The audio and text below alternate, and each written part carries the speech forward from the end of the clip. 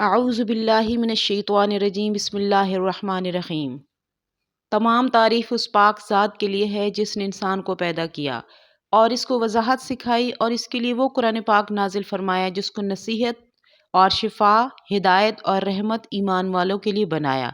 جس میں نہ کوئی شک ہے اور نہ کسی قسم کی کمی، بلکہ وہ بالکل مستقیم ہے اور محبت و نور ہے یقین والوں کے لیے، اور کامل اور مکمل، اور درود پاک اس بہترین خلائق پر ہو جس کے نور سے زندگی میں دلوں کو اور مرنے کے بعد قبروں کو منور فرمایا، اور جس کا ظہور تمام عالم کے لیے رحمت ہے، اور آپ صلی اللہ علیہ وآلہ وسلم کی اولاد اور اصحاب پر جو ہدایت کے ستارے ہیں اور کلام پاک کے پھیلانے والے ہیں۔ تو محترم ناظرین، آج میں آپ کو فضائل قرآن کے بارے میں چند احادیث سنانا چاہوں گی۔ امید ہے آپ غور سے سنیں گے اور ان پر عمل کریں گے۔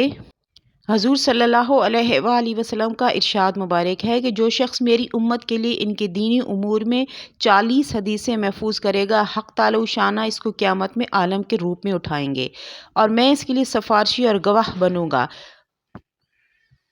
حضرت عثمان غنی رضی اللہ تعالیٰ عنہ سے حضور اقدس صلی اللہ علیہ وآلہ وسلم کا یہ ارشاد منقول ہے کہ تم میں سے سب سے بہتر وہ شخص ہے جو قرآن شریف کو سیکھے اور سکھائے۔ ابو سعید سے روایت ہے کہ حضور صلی اللہ علیہ وآلہ وسلم نے ارشاد فرمایا، حق سبحانہ تعالیٰ کا یہ فرمان ہے کہ جس شخص کو قرآن شریف کی مشغولی کی وجہ سے ذکر کرنے اور دعائیں مانگنے کی فرصت نہیں ملتی، میں اس کو سب دعائیں مانگنے والوں سے زیادہ عطا کرتا ہوں، اور اللہ تعالیٰ شانہ کے کلام کو ان سب کلاموں پر ایسی ہی فضیلت ہے جیسی کہ خود حق تعالی شانہ کو تمام مخلوقات پر۔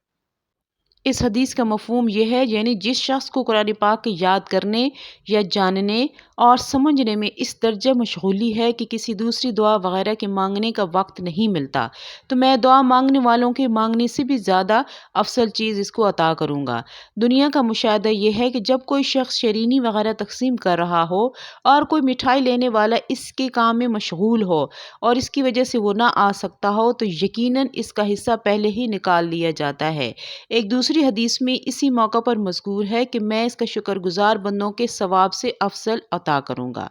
عقبہ بن عامر کہتے ہیں کہ نبی اکرم صلی اللہ علیہ وآلہ وسلم تشریف لائے، ہم لوگ صفہ میں بیٹھے ہوئے تھے، آپ صلی اللہ علیہ وآلہ وسلم نے فرمایا، یہ تم میں سے کون شخص اس کو پسند کرتا ہے کہ صبح بازار بطحا میں جائے اور 2 اونٹنیاں اور عمدہ سے عمدہ خرید لائے، اور بلا کسی قسم کے گناہ اور قطع رحمی کے پکڑ کر لائے۔ صحابہ نے عرض کیا کہ اس کو تو ہم میں سے ہر شخص پسند کرے گا۔ حضور صلی اللہ علیہ وآلہ وسلم نے فرمایا کہ مسجد میں جا کر 2 آیتوں کا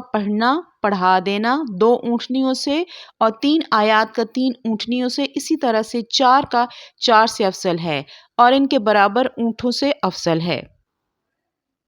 حضرت عائشہ نے حضور اقدس صلی اللہ علیہ وآلہ وسلم کا یہ ارشاد نقل کیا ہے کہ قرآن کا ماہر ان ملائکہ کے ساتھ ہے جو میر منشی ہیں اور نیکوکار ہیں، اور جو شخص قرآن شریف کو اٹکتا ہوا پڑھتا ہے اور اس میں دقت اٹھاتا ہے تو اس کو دوہرا اجر ہے۔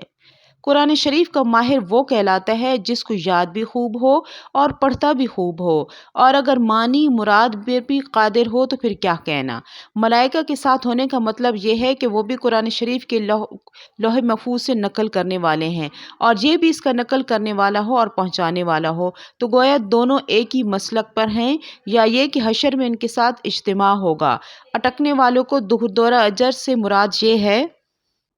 اس کا دوہرا اجر ایک اس کو قرت کی وجہ سے اور دوسرا اس کی مشقت کا، جو اس کو بار بار اٹکنے کی وجہ سے برداشت کرتا ہے، لیکن اس کا مطلب یہ نہیں ہے کہ اس ماہر سے بڑھ جائے۔ ماہر کے لیے جو فضیلت ارشاد فرمائی گئی ہے وہ اس سے بہت بڑھ کر ہے کہ وہ مخصوص ملائکہ کے ساتھ اس کا اجتماع فرمایا ہے۔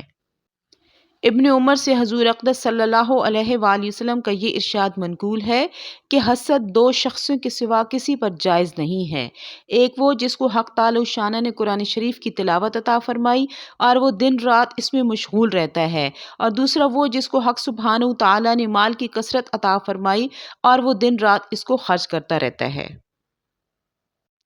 ابو موسیٰ نے حضور اقدس صلی اللہ علیہ وآلہ وسلم کا یہ ارشاد نقل کیا ہے کہ جو مومن قرآن شریف پڑھتا ہے اس کی مثال ترنج کی سی ہے، اس کی خوشبو بھی عمدہ ہوتی ہے اور مزہ بھی لذیذ، اور جو مومن قرآن شریف نہ پڑھے اس کی مثال کھجور کی سی ہے کہ خوشبو کچھ نہیں مگر مزہ شیریں ہوتا ہے، اور جو منافق قرآن شریف نہیں پڑھتا اس کی مثال حنظل کے پھل کی سی ہے کہ مزہ کڑوا اور خوشبو کچھ نہیں، اور جو منافق قرآن شریف پڑھتا ہے اس کی مثال خوشبودار پھول کی سی ہے کہ خوشبو عمدہ اور مزہ کڑوا۔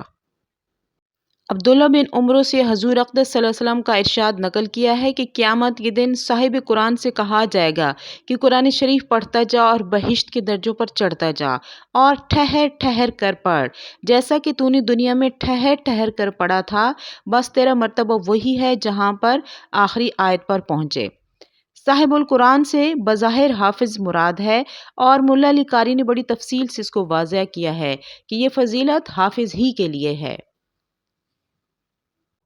حاکم نے حضرت بریدہ سے حضور اقدس صلی اللہ علیہ وسلم کا ارشاد نقل کیا ہے کہ جو شخص قرآن شریف پڑھے اور اس پر عمل کرے اس کو ایک تاج پہنایا جائے گا جو نور سے بنا ہوا ہوگا، اور اس کے والدین کو ایسے دو جوڑے پہنائے جائیں گے کہ تمام دنیا اس کا مقابلہ نہیں کر سکتی، اور وہ عرض کریں گے کہ یا اللہ یہ جوڑے کس سلسلے میں ملے ہیں؟ تو ارشاد ہوگا کہ تمہارے بچے کے قرآن شریف پڑھنے کے عوض میں ملے ہیں۔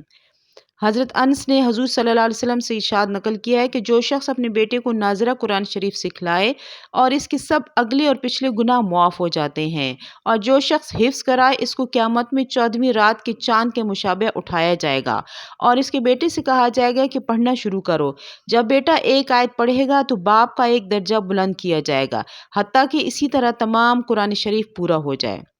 بچے کے قرآن شریف پڑھنے پر باپ کے لیے بھی فضائل ہیں، اور اس پر بس نہیں ہے۔ دوسری بات یہ ہے کہ خدا نخواستہ آپ نے اپنے بچے کو 4 پیسے کے لالچ میں دین سے محروم رکھا تو یہ نہیں کہ آپ اس کے لیے ایک ثواب سے محروم رہیں گے، بلکہ اللہ کے یہاں آپ کو جواب دہی بھی کرنی پڑے گی۔ حضرت علی رضی اللہ تعالیٰ عنہ سے روایت ہے کہ حضور صلی اللہ علیہ وسلم نے ارشاد فرمایا کہ جس شخص نے قرآن پاک پڑھا اور پھر اس کو حفظ کیا اور اس کے حلال کو حلال جانا اور حرام کو حرام، حق تعالی شانہ اس کو جنت میں داخل فرما دیں گے، اور اس کے گھرانے میں سے ایسے 10 آدمیوں کے بارے میں اس کی شفاعت قبول فرمائیں گے جن کے لیے جہنم واجب ہو چکی ہے۔ حضرت ابو ہریرہ رضی اللہ تعالیٰ عنہ سے روایت ہے کہ حضور اکرم صلی اللہ علیہ وآلہ وسلم نے ارشاد فرمایا کہ قرآن شریف کو سیکھو اور پھر اس کو پڑھو، اور اس کے لیے جو شخص قرآن شریف سیکھتا ہے اور پڑھتا ہے اور تہجد میں اس کو پڑھتا رہتا ہے اس کی مثال اس تھیلی کی سی ہے جو مشک سے بھری ہوئی ہو کہ اس کی خوشبو تمام مکان میں پھیلتی ہے، اور جس شخص نے سیکھا اور پھر سو گیا اس کی مثال اس مشک کی تھیلی کی ہے جس کا منہ بند کر دیا گیا ہو۔ یعنی جس شخص نے قرآن پاک پڑھا اور اس کی خبرگیری کی، راتوں کو نماز میں تلاوت کی، اس کی مثال اس مشک دان کی سی ہے جو کھلا ہوا ہوگا، اس کے خوشبو سے تمام مکان مہکتا رہتا ہے۔ اسی طرح اس حافظ کی تلاوت سے تمام مکان میں انوار و برکات رہتی ہیں۔ متعدد روایات و احادیث سے یہ بات ثابت ہوتی ہے کہ حق تعالی و شانہ کے دربار میں کلام پاک سے بڑھ کر تقرب کسی چیز سے حاصل نہیں ہوتا۔ امام احمد بن حنبل کہتے ہیں کہ میں نے حق تعالی و شانہ کی خواب میں زیارت کی تو پوچھا کہ سب سے بہتر چیز جس سے آپ کے دربار میں تقرب ہوگا کیا چیز ہے؟ ارشاد ہوا کہ احمد میرا کلام ہے۔ میں نے عرض کیا کہ سمجھ کر یا بلا سمجھے؟ ارشاد ہوا کہ سمجھ کر پڑھے یا بلا سمجھے، دونوں طرح موجب تقرب ہے۔ اس حدیث شریف کی توضیح تلاوت کلام پاک کا سب سے بہتر طریقہ تقرب ہونے کی تشریح ہے۔ تو محترم ناظرین، امید کرتی ہوں کہ آپ کو یہ احادیث پسند آئی ہوں گی، تو آپ بھی قرآن پاک اچھی طریقے سے پڑھیں، خصوصاً رمضان المبارک میں اس کی تلاوت کا خاص اہتمام کریں تاکہ آپ کو بھی اللہ تعالیٰ کا تقرب حاصل ہو۔